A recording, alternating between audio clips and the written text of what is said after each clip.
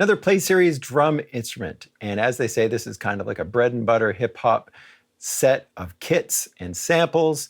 This one's kind of exciting because it's made by Snipe Young. He's had a huge influence on the expansions at Native Instruments already. Some of my favorite expansions, and just a really talented producer and sound designer and a super nice guy. Some of you checking this out on, release and seeing if this is something you want to pick up. Others might be looking at this in the future when this is part of a complete series update. But if this is your first time checking out one of these Play Series drum instruments, I'm going to go over some of the basics. So let's check out Rudiments, see what it's all about, and see if this is something you want to add to your collection. So I'm running this in Maschine, but of course you can run this in any DAW. And when you're using it in Maschine, there's something to be aware of. It's not going to show up the same way we are used to a group showing up in Maschine. So when you create one of these from scratch, you're going to pull up Contact 7 or you're going to go through the browser. So double click on Rudiments and now you've got it there. You can also go through the browser and find it that way.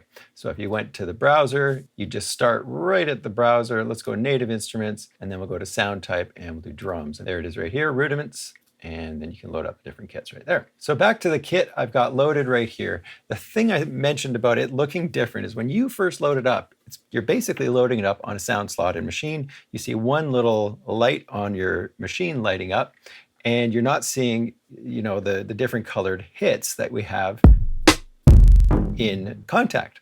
So in order to use this in Maschine, make sure you hit the keyboard mode. So if you hit keyboard mode on Maschine, now you're going to get the chromatic scale starting at whatever note it says right here. So it says C3. Wouldn't that be nice if those colors would show up on Maschine? The good news is it does show up on your Complete Control keyboard. So if you have a Complete Control keyboard with the lights, you will get the colors showing you the different hits. So before we get into this main page right here, just be aware that with these Play Series instruments, you've got a bunch of samples down here at the bottom. We've got your kicks and snares and stuff like that. And then up here, we've got some patterns. The purple ones are patterns, and those are just going to play loops and keep a loop going as you hold that note down. And I'll show you later how we can take that pattern, play with it, and really get in there and refine it if we want to. So let's have a listen to a couple of these kits. The beats per minute is listed, and that's just to give you an idea of where this drum beat started at. Oh wow, I love that kind of 30-second note stuff in there. Really nice. Great, let's try some of these higher ones. Let's go 165. Wow, this is great. So we're getting some really different rhythms. You almost need to hear a metronome with that so you can see where the beat is. Here we go.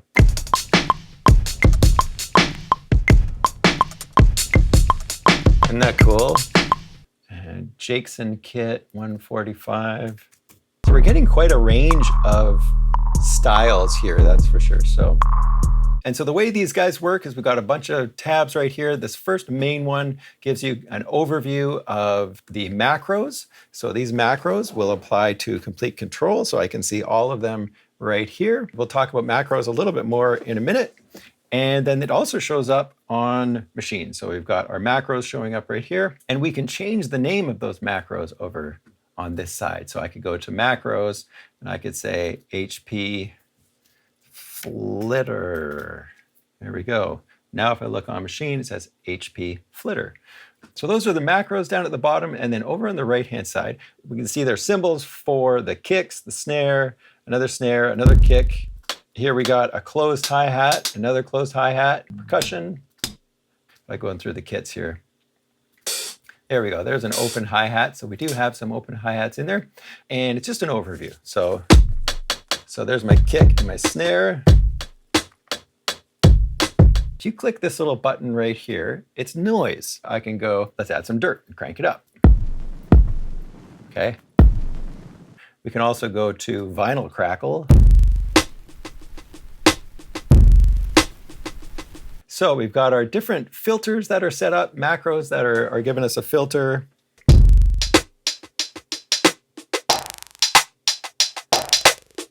So you can hear it's cutting out the low frequencies and letting the high frequencies pass the more you crank it up. And then we got a low pass filter. Next we got slapback, a bit of a delay, reverb,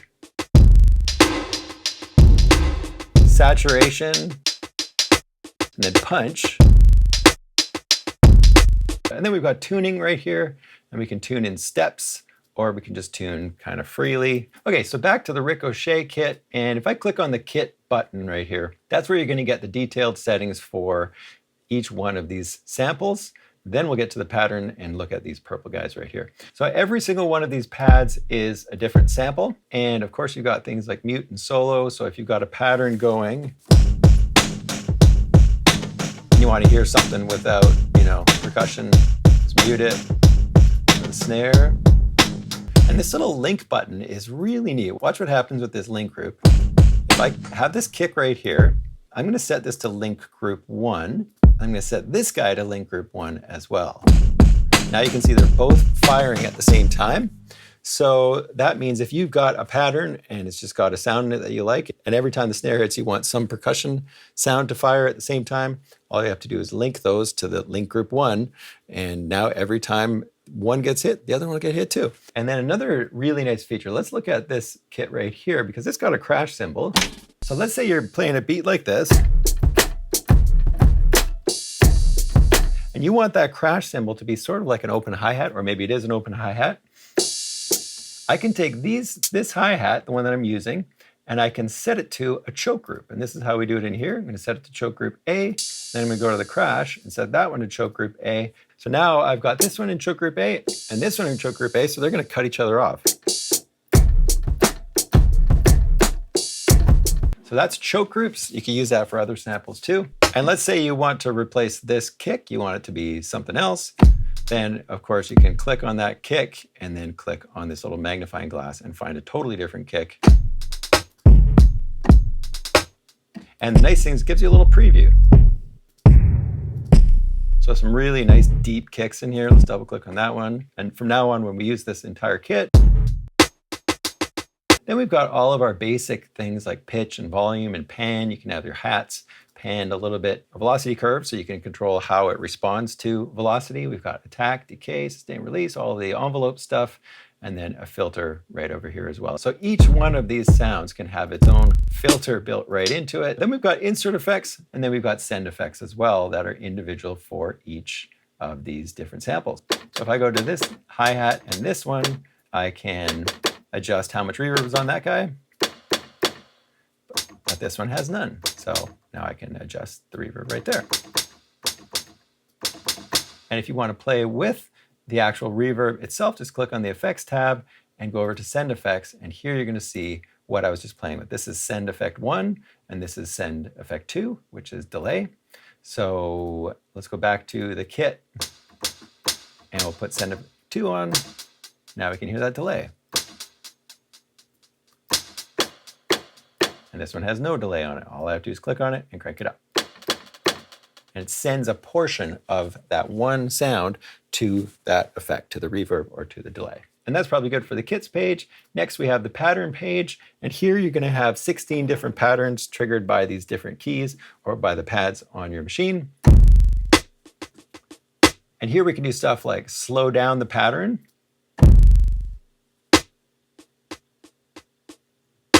So this little feature right here is brilliant. If you have a project that's at something like 80 beats per minute and you load up this Kai kit,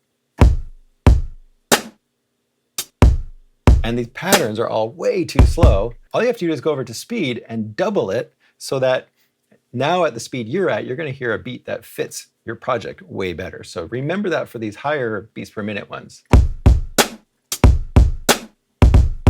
So now if I press play,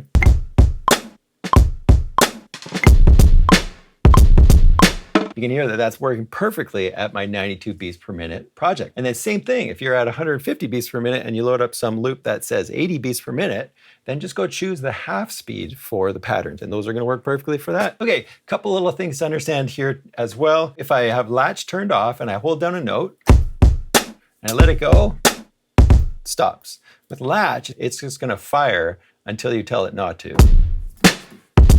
Go to the next one. With retrigger, what it does is it keeps starting it over from the beginning. Press retrigger down, play on a pattern, jump to the next one. Every single pattern starts from the beginning. And then we do have things like swing.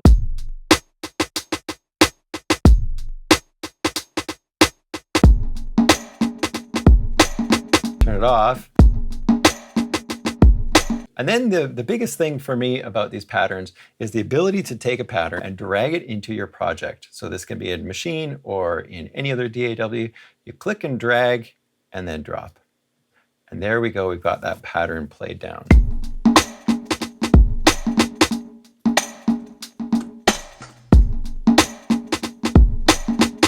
So it's showing it as swung in Maschine. And that's because we cranked the swing settings up.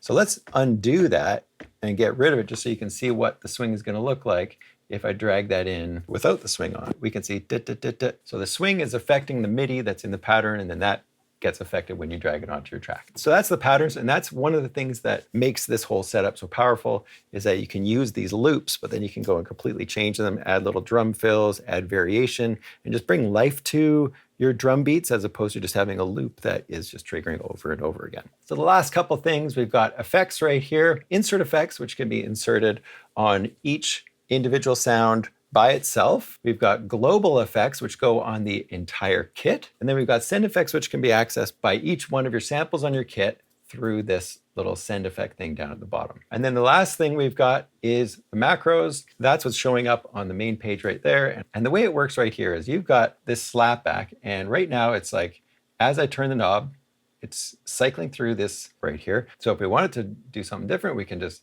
draw in a curve just like this, so that as I turn that knob and then get towards the very end, it gets to be a little bit more drastic. That's all that is showing right there. So right now we can see what is assigned to this slapback macro. And all that we've got right now is this, whatever this effect is right here. So if I click this little button right here, we get over to this flare effect, and we can see that the mix is being affected by this slapback macro. All we have to do to add something else to this macro is to click this little button right here, starts blinking, and then just start turning something. As soon as I did that, now pitch is assigned to this slapback. So watch what happens as I turn the slapback now. Starts over from 0.